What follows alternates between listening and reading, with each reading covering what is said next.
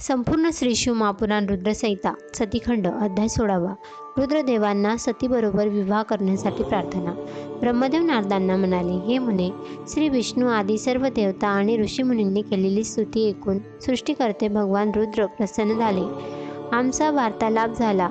ते आम्हाला म्हणाले, तुम्ही येथे कशासाठी आला आहात? आपले मनोरथ आपण निर्भयपणे आम्हाला सांगावे.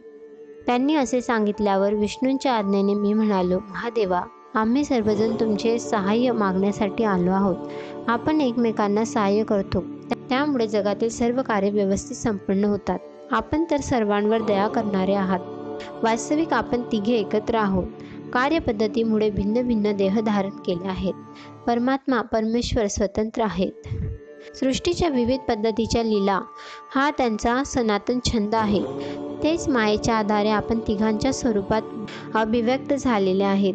मी त्यांच्या उजव्या अंगापासून निर्माण झालो. श्रीहरी त्यांच्या डाव्या अंगापासून आणि तुम्ही त्यांच्या हृदयापासून उत्पन्न झालेले आहात, म्हणून तुम्ही पूर्ण रूप आहात. अशा प्रकारे आपण तिघेही भगवान सदाशिव व भगवती शिवा यांचे सुपुत्र आहोत.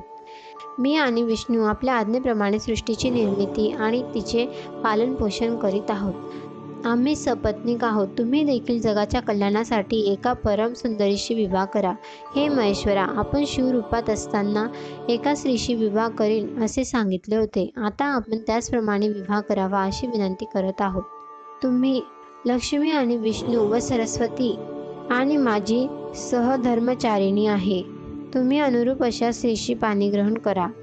माझे वचन ऐकून रुद्रदेव म्हणाले, तुम्ही दोघेही माझे आवडते आहात, परंतु मी विवाह करणे उचित नाही.